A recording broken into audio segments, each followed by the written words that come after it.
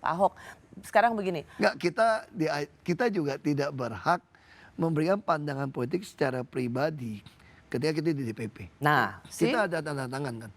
Jadi sebetulnya tuh saya tidak bisa menceritakan apa terlalu banyak yang didapat di dalam juga. Tapi secara hal-hal yang umum kita bisa.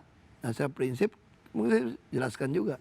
Yang dimaksud Pak Jarod dengan semut, kami PD Perjuangan itu selalu menggunakan asas gotong royong. Ini loh sebetulnya. Jadi kita waktu menghadapi siapapun kita mesti gotong royong nih. Nah ini sesuatu yang kadang-kadang orang suka salah tangkap ya. Kadang-kadang saya suka bilang, saya model saya orang korerik tuh saya mulai paham. Saya ngomong terlalu cepat, terlalu keras. Jadi orang tuh suka salah nangkap tuh. ya, dikira marah-marah. Terus saya sombong, marah-marah. Mas sekarang aku ngomong lebih pelan kan. Betul, betul, berubah banget. Karena di rumah istri kau kencengin, dikira saya marah, ternyata enggak kan. Nah lama-lama saya mulai tahu.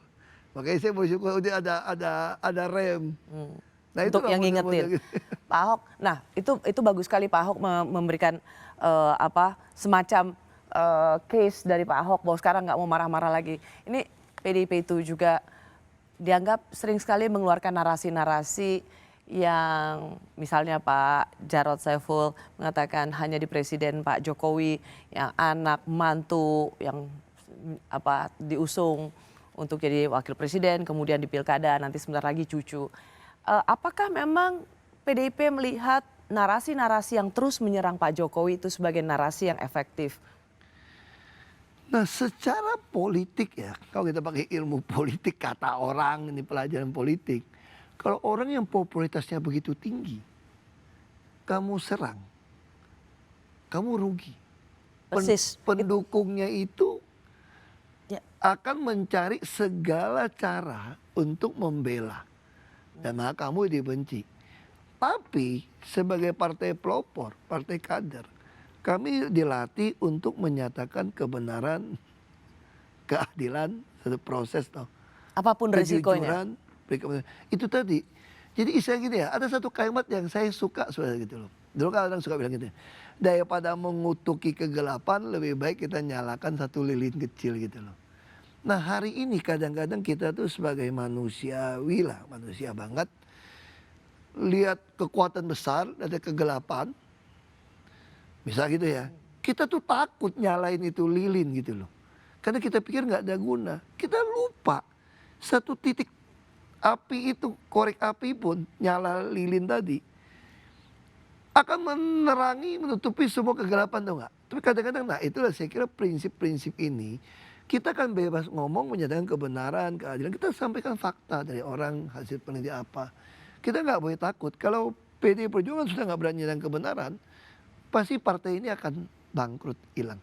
Cuman tidak, sudah nggak berprinsip.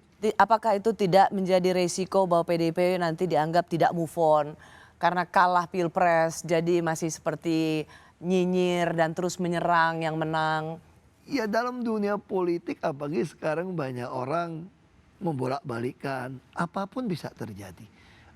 Kita minum ini juga orang bisa ngomong macam-macam. Kalau orang nggak suka nih, bisa aja bilang, oh Rosi ngundang Ahok, ngapain ngundang Ahok datang? Ini mah mau teman sama dia nih, tetap dituduh juga. Betul? Orang juga ngarapin, mudah-mudahan Ahok kepleset ngomong nih, bisa kayak gitu loh. Jadi semua orang bisa. Tapi bagi saya, kita nggak usah pusingin apa kata orang lah. Yang penting kita nyatakan kebenaran, fakta dengan data yang ada. Soal orang pilih nggak pilih kan bagian dari edukasi tadi. Orang kan bisa bertumbuh kan. Jadi kalau kita partai, Anda mulai takut orang tidak pilih, lalu mulai menyesuaikan. Ada partai bunglon dong. Kalau partai bunglon nggak akan bertahan. PD Perjuangan nggak mungkin bertahan sampai hari ini kalau dia adalah partai bunglon. Pasti habis. Karena ikutin apa kata orang. Yang denger juga belum tentu puas.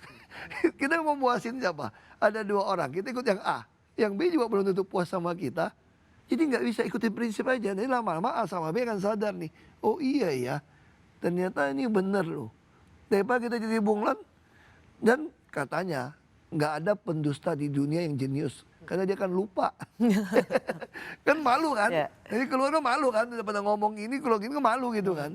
Nah lebih baik kita ngomong dari nurani. Pikiran paling ketahuan agak bodoh saja. Kok kamu bilang ini teh, padahal udah jelas air putih karena pengetahuannya nggak sampai. Pak Tapi Ahok seberapa niatnya sama, gitu. seberapa besar sesungguhnya ada yang disebut dengan misalnya rekonsiliasi nasional. Bu Mega selalu PDIP selalu mengatakan tidak pernah ada masalah antara Bu Mega dan Pak Prabowo, pertemuan akan bisa diatur kapanpun. Apa pandangan Pak Ahok Kan soal dari awal rekonsiliasi saya sudah nasional? sampaikan.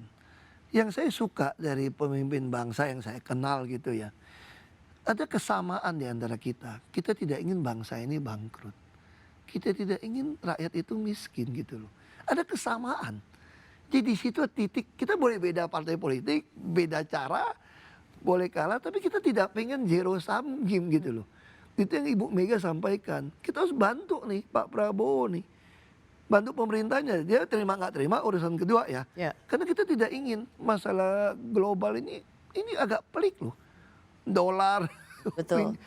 Jadi banyak hal kita harus bantu nyuarakan gitu loh. Kayak gitu. Jadi saya kira kita punya modal bangsa ini untuk rekonsiliasi. Bayangin ada zaman Bung Karno ya. Sorry Pak Ahok, kalau begitu seberapa besar juga peluang misalnya apapun namanya pertemuan rekonsiliasi antara Pak Jokowi dan Bu Mega misalnya? Saya kira secara manusia semua bisa saja terjadi kan. Tapi ada beberapa prinsip yang mungkin kita mesti lihat prinsipnya mana dulu gitu loh. Mau terima masukan atau enggak saya nggak tahu. Tapi secara kalau saya lihat dari Bu Mega saya tanya kan dulu. Bu, kenapa Bung Karno dulu nggak mau fight aja? Kan kalau saya baca-baca sejarah kan Auri semua masih backup gitu loh. Polisi, pelopor semua siap gitu. Kenapa kita takut? Hadapin gitu kan. Ade juga nggak mungkin semua sama gitu misalnya gitu. Terus kata Bapak itu dia nggak mau bangsa ini pecah. Jadi kita ini punya hati, ya kalau memang saya harus jadi korban pun untuk kebaikan ini kita terima. Lalu saya tanya sama Ibu, kok waktu Ibu jadi berkuasa kok nggak pernah pikir keluarga Soeharto atau bisnisnya segala macam konglomerat yang itu dihabisi gitu kayak dulu gitu kan. Ibu bilang, Bapak saya sebelum meninggal pesan, tidak boleh. Kekuasaan itu kayak pulung ya. Memang Tuhan yang kasih. Oke. Kalau Tuhan udah kasih pada si ini ya kita ya jangan nggak terima. Karena Pak Harto bisa jadi presiden pun atas seizin Allah kan. Ya. Jadi siapa yang sudah ditetapkan sebagai presiden Kita harus itu artinya untuk sudah jaga ditetapkan. bangsa ini.